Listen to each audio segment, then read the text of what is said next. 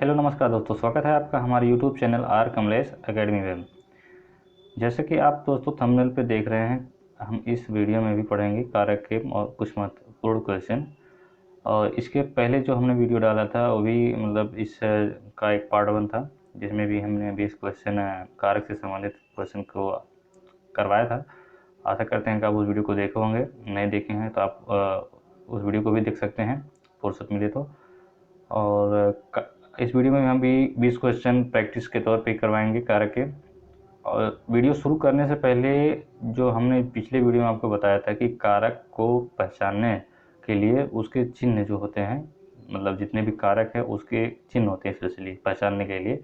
तो उस चिन्ह को जब याद कर लेंगे हम तो कारक को पहचानने में आसानी रहती है। तो आइए हम पहले उस कारक के चिन्ह को पहचान लेते हैं ताकि हमको आगे कोई दिक्कत ना हो पहचानने में। ठीक है, आइए देखते हैं। जैसे कि ये है कारक, आपको पता है 8 प्रकार के होते हैं कारक। नंबर 1 कर्ता, फिर दूसरे पे कर्म, करण, संप्रदान, अपादान, संबंध, अधिकरण, संपोधन। ये 8 तरह के कारक होंगे। तो इनके जो है विभक्तियां भी हैं, मतलब उसको जो चिन्ह है कर्ता के ने और कर्म को मतलब के चिन्ह जो है को है, करण का से है, संप्रदान को के लिए है। मतलब यही है कि जितने भी मतलब कारक हैं उनके एक अलग अलग चिन्ह होते हैं याद करने के लिए, ताकि इससे पता चलता है किस शब्द में या किस वाक्य में कौन सा कारक प्रयुक्त किया गया है, तो इससे हम पहचान करते हैं। तो प्रैक्टिस क्वेश्चन हल कराने से पहले या क्वेश्चन पे जाने से पहले हम इस चीज़ को आपको बता देना चाहते हैं ताकि आप इसको याद कर लीजिए, और आप नोट करना चाहते हैं तो नोट कर लीजिए। तो इसमें देखिए 8 कर्ता दिखाए गए हैं, जिसमें से 4 इस तरफ है, 4 इस तरफ है। तो हम आपको कर्ता मतलब जो भी कारक है और उसके संबंधित चिन्ह है आपको एक बार हम रीड कर दे रहे हैं, आप उसको याद कर लीजिए। कर्ता का जो चिन्ह होता है ने से होता है, यानी कि जब ने कहीं रहता है तो उसको हम पहचानते हैं कि हाँ इसमें कर्ता कारक हो सकता है। इसी तरह कर्म कारक होता है, इसका चिन्ह होता है को। और अगला करण कारक होता है, इसको पहचानने के लिए से, ठीक है, या के द्वारा प्रयोग करते हैं हम इसमें। और संप्रदान का चिन्ह होता है को या के लिए। अपादान का चिन्ह होता है से या, ठीक है, अलग होना। अपादान का मतलब से या अलग होने से अर्थ होता है। और अगला संबंध का है, संबंध कारक का जो चिन्ह होता है का, की, के से इत्यादि, इस तरह से संबंध मतलब वर्ड आते हैं। अधिकरण कारक में यहाँ पर आता है पहचानने के लिए, आप में और पर जहाँ पर मतलब वो प्रयुक्त होगा हो वहाँ पर अधिकरण कारक का प्रयोग होता है। और संबोधन कारक में हे, अरे, ओ, ठीक, इस तरह से जो भी है चिन्ह का प्रयोग किए जाते हैं। तो आशा करते हैं कि कारक और उसको पहचानने वाले चिन्ह आप अच्छी तरह से समझ गए होंगे, और इसको याद कर लीजिए और नोट डाउन कर लीजिए, आगे काम बहुत सारे देंगे इसको। आइए क्वेश्चन पे चलते हैं। जैसे इस क्वेश्चन में दिया है मैं का अपादान कारक में बहुवचन होगा। ठीक है, एक सब्जेक्ट है मैं, मतलब इसको कहते हैं कि एक कर्ता, ठीक है, कर्ता को मैं से हम पहचान रहे हैं। मैं का अपादान कारक में बहुवचन होगा पूछ रहा है। अपादान कारक मतलब से आना चाहिए, ठीक है, से या अलग होना कर। तो इसमें से किस में है, देखिए सेकंड ऑप्शन में हमसे है और दूसरे ऑप्शन में मुझसे है। तो मैं का मुझसे होता है, ठीक है। तो इसलिए यहाँ पर इस क्वेश्चन का जो आंसर हो जाएगा, मैं का अपादान कारक में बहुवचन हो जाएगा, मैं का मुझसे हो जाएगा, ठीक है। तो इस क्वेश्चन का जो राइट आंसर हो जाएगा ये मुझसे हो जाएगा। समझ में आ गया। अब अगले क्वेश्चन की तरफ देखते हैं। वह का कर्ण कारक में एक वचन कौन सा होगा, ठीक है, वह का कर्ण कारक में। अब कर्ण कारक में क्या आना चाहिए, चिन्ह के हिसाब से आप देखेंगे तो कर्ता ने कर्म को कर्ण से, ठीक है, से आना चाहिए उससे, लेकिन अलग के अर्थ में नहीं, वो साधन के अर्थ में या उसके वो जैसे बाई जैसा होता है ना, बाई इंग्लिश में होता है से या के द्वारा, यानी कि साधन के अर्थ में प्रयुक्त होना चाहिए वो। तो वो कर्ण कारक में आ जाना से, तो वह का उससे हो जाएगा, ठीक है। उसने भी लिखा है ऑप्शन नंबर 1 में, और उससे भी है, मैंने है, मुझसे है। तो मुझसे तो होगा ना, क्योंकि वो मैं का है, और ये वह का जो होगा उससे हो जाएगा। तो इस क्वेश्चन का जो राइट आंसर हो जाएगा उससे हो जाएगा। वह का कर्ण कारक में एक वचन जो हो जाएगा उससे हो जाएगा, ठीक है। तो इस क्वेश्चन का जो राइट आंसर मिल जाएगा हमको, क्या मिल जाएगा, उससे। अगला क्वेश्चन देखते हैं। मुरली गांव से चला गया, ठीक है। अब एक सेंटेंस आपके सामने है, मुरली गांव से चला गया। इस वाक्य में कौन सा कारक है? अब इसको पहचानने के लिए आप, जब हम आपको ऊपर बताए थे कि जितने भी कारक हैं उसके अलग अलग चिन्ह हैं, तो आप अगर चिन्ह को याद करेंगे तो उसमें देखेंगे कि अगर आपको याद रहे इस तरह से याद करिएगा, कर्ता ने कर्म को करण से, ठीक, संप्रदान को अकेली के, अपादान से या अलग होना। तो गांव से चला गया यानी कि वो गांव से अलग हो गया, यानी गांव से वो अलग हुआ तभी तो गया। तो यहाँ पर से या अलग होने के अर्थ में अपादान कारक का प्रयोग किया जाता है। तो इस क्वेश्चन का राइट आंसर हो जाएगा आपका अपादान कारक। ठीक है, समझ में आ गया। तो अब इस क्वेश्चन का अगला क्वेश्चन देखते हैं। किस कारक में से विभक्ति का प्रयोग साधन के अर्थ में होता है? ठीक है, साधन, जैसे कि आप जब चिन्ह जो याद किए हैं उसमें देखेंगे तुरंत आप पकड़ में आ जाएगा आपको कि कर्ता ने कर्म को कर्ण से या के द्वारा, तो से या के द्वारा ये जो साधन के रूप में प्रयोग होता है। इसलिए इस क्वेश्चन का जो राइट आंसर क्या लगेगा कि इसमें कर्ता ने कर्म को कर्ण से, ठीक है, या के द्वारा, तो इसमें कर्ण चिन्ह हो जाएगा। तो इस क्वेश्चन का जो राइट आंसर रहेगा कर्ण कारक। ठीक है, कर्ता ने किस कारक में से विभक्ति का प्रयोग साधन के रूप में होता है, ये हो जाएगा इसका आंसर कर्ण कारक। अगला क्वेश्चन देखते हैं। वाक्य में विभक्ति के प्रयोग के अनुसार शब्दों के परस्पर संबंध की दशा को कहते हैं। ये देखिए एक तरह के कारक का जो परिभाषा ही होगी। वाक्य में विभक्ति के प्रयोग के अनुसार शब्दों के परस्पर संबंध की दशा को कारक ही कहते हैं। ठीक है, आगे देखते हैं।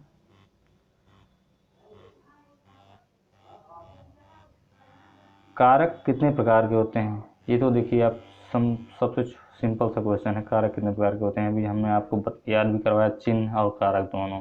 तो कारक कितने प्रकार के हो जाएंगे? 8 प्रकार के ना। कौन कौन से होते हैं? कर्ता कारक, कर्म कारक, कर्ण कारक, संप्रदान कारक, अपादान कारक, क्या कहते हैं, अधिकरण कारक, फिर संबोधन कारक। तो इस तरह से 8 हो जाएंगे इसका राइट आंसर। अगला क्वेश्चन देख लेते हैं। चाकू से काटता है, ठीक है, वाक्य में कौन सा कारक है? अब देखिए जो हमने आपको पिछले वही स्लाइड में बताया है कि कारक के अगर आपको चिन्ह याद हैं तो आपको कारक पहचानने में कोई देरी नहीं होगी, आप बहुत आसानी से क्वेश्चन को हल कर सकते हैं। तो इस क्वेश्चन में आप बताइए कौन सा आंसर हो सकता है? चाकू से काटता है, इसमें कौन सा कारक प्रयोग किया गया? साधन इसमें प्रयोग किया गया, से मतलब साधन से हो गया। तो इस क्वेश्चन का जो राइट आंसर क्या हो जाएगा? कर्ता ने कर्म को कर्ण से, आप अगर याद रखे हैं तो कर्ण यहाँ पर हो जाएगा साधन के रूप में। तो इस क्वेश्चन का राइट आंसर हो जाएगा कर्ण कारक। ओके, आगे देखते हैं। बेल से फूल गिरे, ठीक है, इसमें भी कौन सा कारक पूछ रहा है? बेल से फूल गिरे। अगर आपको मतलब कारक और उससे संबंधित चिन्ह अगर याद है तो इस क्वेश्चन का भी आप आंसर बड़े आसानी से दे सकते हैं। बेल से फूल गिरे मतलब अलग होने का अर्थ हो रहा है। तो अलग होने के अर्थ में क्या होता है? अपादान कारक। ठीक, आशा करते हैं आपको वीडियो समझ में आ रहा होगा। अगर आपको वीडियो मतलब अच्छा लग रहा है तो आप इस वीडियो को लाइक कर सकते हैं बड़े प्यार से। आगे देखते हैं। छात्र कक्षा में निबंध लिखता है, ठीक है, कक्षा में निबंध लिखता है, ठीक है। अब आपको फिर से अगर आप ध्यान देंगे कि जो आपने चिन्ह याद किए हैं तो में या पर एक होता है ना, अधिकरण कारक में या पर उसका चिन्ह होता है। तो इस क्वेश्चन में जो राइट आंसर हो जाएगा अधिकरण कारक। ठीक है, देख रहे हैं आप, जैसे कि अगर आपको कारक के चिन्ह याद हैं तो आपसे क्वेश्चन बड़े आसानी से बन जाएंगे और इसमें कोई प्रॉब्लम नहीं होती है। अगला क्वेश्चन देख लेते हैं। गरीबों के निमित्त धन इकट्ठा करो।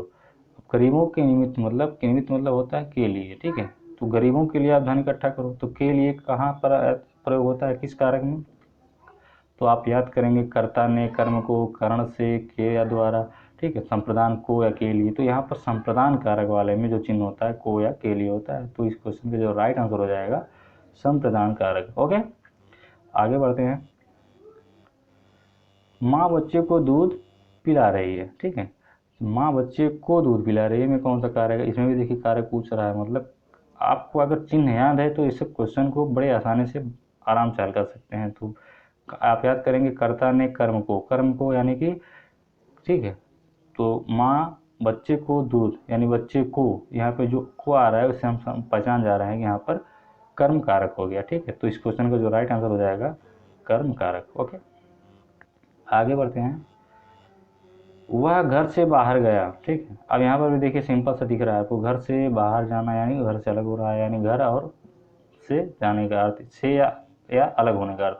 तो इक्वेशन का जो राइट आंसर हो जाएगा अपादान कारक। सिंपल सी बात है, अगर आपको कारक और उससे संबंधित चिन्ह याद है तो इस क्वेश्चन का आंसर तो आप चुटकी में कर सकते हैं।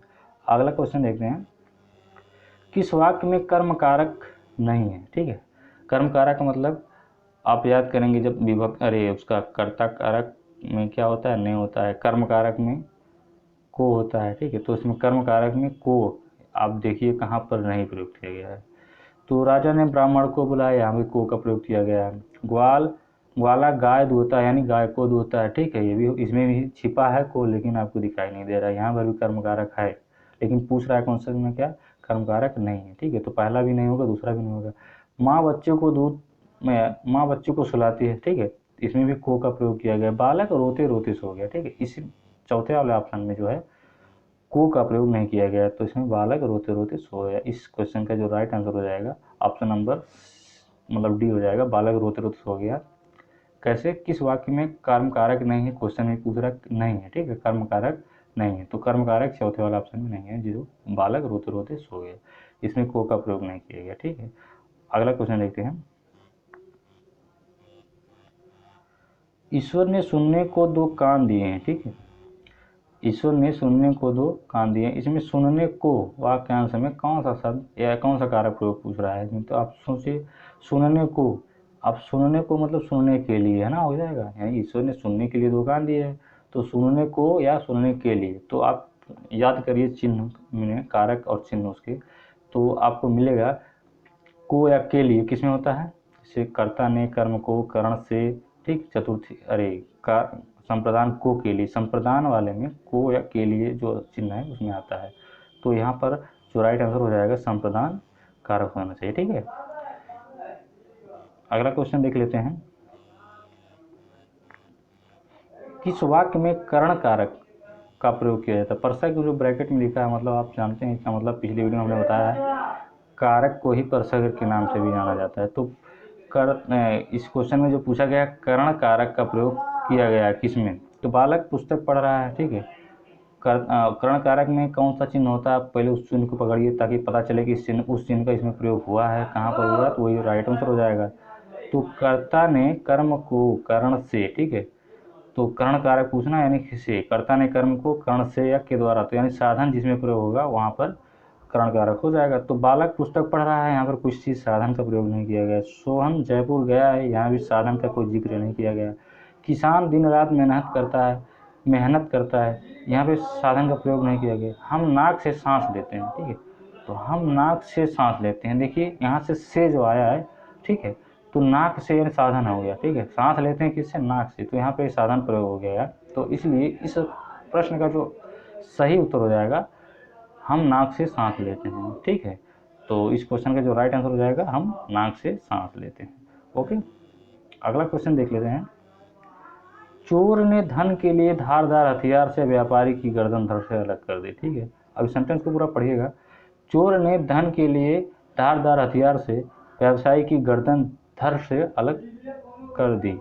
अब इसमें पूछ रहे इस वाक्य में किस कारक का प्रयोग नहीं हुआ है, तो आप इसमें देखिए, चोर ने को या के लिए, इसमें संप्रदान कारक भी हो गया। धारदार हथियार से, ठीक है। इसमें करण कारक भी हो गया क्योंकि हथियार से प्रयोग कर रहा है। व्यवसायी की गर्दन, ठीक, व्यवसायी की गर्दन संबंध कारक भी इसमें प्रयोग हो रहा है, ठीक है।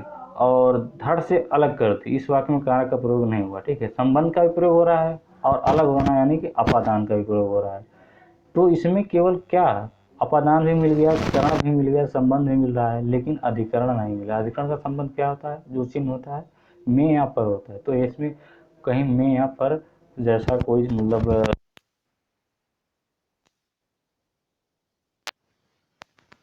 सही आंसर अधिकरण हो जाएगा, जो कि इसमें प्रयोग नहीं हुआ इस सेंटेंस में, ठीक है। आप इस क्वेश्चन के एक बार पढ़िए फिर से, उसके बाद आप अपने हिसाब से आंसर दीजिएगा तब समझ में आएगा, ठीक।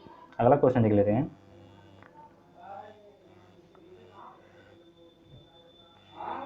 आलोक माँ के लिए दवाई लाओ, जैसे किसी ने कहा आलोक से माँ के लिए दवाई लाओ, तो इसमें कौन सा कारक है प्रयोग हुआ है, जांचना है आपको, चेक करना है। तो इस क्वेश्चन में जो दिखाया गया है आलोक माँ के लिए दवाई लाओ, तो के लिए या को लिए, ठीक है, जो इसमें जो लिए आ रहा है तो इसमें कौन सा कारक होता है, जैसे आप चिन्ह याद करिए, कर्ता ने कर्म को करण से या के द्वारा, संप्रदान को या के लिए, ठीक है। तो माँ के लिए दवाई लाओ, इसमें संप्रदान कारक हो जाता है, इसलिए इस क्वेश्चन का राइट आंसर हो जाएगा संप्रदान कारक, ठीक है। ओके, अगला क्वेश्चन देख लीजिए। रमेश जयपुर से दिल्ली जा रहा है, सीधी सीधी आपको दिख रहा है, अलग होने का अर्थ है यहाँ, इसलिए कौन सा कारक हो जाएगा, अपादान कारक। ओके, अगला क्वेश्चन देख लेते हैं। माँ ने बच्चे को सुलाया, इस वाक्य में को किस कारक की विभक्ति है, ठीक है। आप अगर आपको याद है तो आप तुरंत बताएंगे। माँ ने बच्चे को सुलाया, इस वाक्य में किस कारक का प्रयोग हुआ है। पहली बात तो देखिए इसमें माँ ने, ठीक है, कर्ता ने कर्म को, तो कर्ता कारक भी है इसमें, लेकिन कर्ता कारक ऑप्शन में कहीं दिया नहीं है, ठीक है। तो हम आगे देखते हैं, माँ कर्ता ने कर्म को, यानी कि कर्म कारक है इसमें दिख रहा है, ठीक है। तो एक कर्म कारक यहाँ पर राइट आंसर हो जाएगा इस क्वेश्चन का। एंड आगे देखिए, क्रिया का फल, ये कुछ क्वेश्चन है, मतलब आपके लिए हैं जो बहुत एक ही में मतलब लगा हुआ है। जैसे क्वेश्चन दिया है, क्रिया का फल जिस पर पड़ता है, कुछ परिभाषा टाइप में है, आपको आप याद कर लीजिएगा इसको। कुछ क्रिया का फल जिस पर पड़ता है वो उसको क्या कहते हैं, क्रिया का फल जिस पर पड़ता है उसको कर्म कहते हैं, ठीक है। क्रिया का जो फल जिस पर डायरेक्ट रूप से किस पे पड़ता है, कर्म पर पड़ता है। तो इस क्वेश्चन को जो राइट आंसर हो जाएगा, क्या हो जाएगा, अरे सॉरी, क्रिया का फल जिस पर पड़ता है उसको क्या कहते हैं, कर्म कहते हैं। तो कर्म कारक इसमें हो जाएगा राइट आंसर। और 40 वाले क्वेश्चन में देखिए, वह कार मेरी है, इस वाक्य में कौन सा कारक है। कुछ क्वेश्चन ऐसे हैं जो आपको मतलब आपके लिए हम इसमें ऐड कर दिया है, तो उस क्वेश्चन का आप उत्तर देते हैं जाइए। इस क्वेश्चन का आंसर बताइए, वह कार मेरी है, इस वाक्य में कौन सा कारक है। तो वह कार मेरी है, यानी कि मेरा संबंध वाला इसमें बात चल रहा है, तो इसमें कौन सा कारक हो जाएगा, संबंध कारक हो जाएगा, ठीक है। तो ऑप्शन नंबर बी सही हो जाएगा यहाँ पर। और नीचे वाला क्वेश्चन में देखते हैं, तोता डाली पर बैठा है, ठीक है, इसमें कौन सा हो जाएगा, आपके हिसाब से अपना उत्तर दीजिए, कमेंट बॉक्स में दे दीजिएगा। तोता डाली पर बैठा है, इस वाक्य में कौन सा कारक हो जाएगा, संप्रदान, करण, अधिकरण, अपादान। तो पर बैठा है, पर से हम देख लेंगे, जहाँ पर जो पर वर्ड मिल रहा है हमको, उससे हम पहचान लेंगे कि यहाँ पर कौन कारक हो जाएगा, अधिकरण कारक, ठीक है। इस क्वेश्चन का जो राइट आंसर हो जाएगा अधिकरण कारक हो जाएगा, ठीक है। और अगला क्वेश्चन तो यह, पिता ने पुत्र को डंडे से मारा, तो पिता ने पुत्र को डंडे से मारा, ठीक है। तो इसमें इस वाक्य में कौन सा कारक है, तो मेन रूप से जो कारक दिख रहा है, डंडे से मारना है, किसी साधन के द्वारा माना जा रहा है, तो उस साधन से जब प्रयोग किया गया है तो उसमें क्या हो जाएगा, कर्ता ने कर्म को, ठीक है, करण से या के द्वारा, तो करण कारक इसमें जो मेन रूप से है, हालांकि देखा जाए तो पिता ने, ये तो कर्ता कारक भी इसमें है, लेकिन जो मेन रूप से दिखाई दे रहा है ये साधन से, यानी कि जो डंडे से मारना दिखाई दे रहा है ना, इसकी वजह से यहाँ पर करण कारक हो जाएगा। तो इस क्वेश्चन का जो राइट आंसर हो जाएगा करण कारक हो जाएगा। ओके,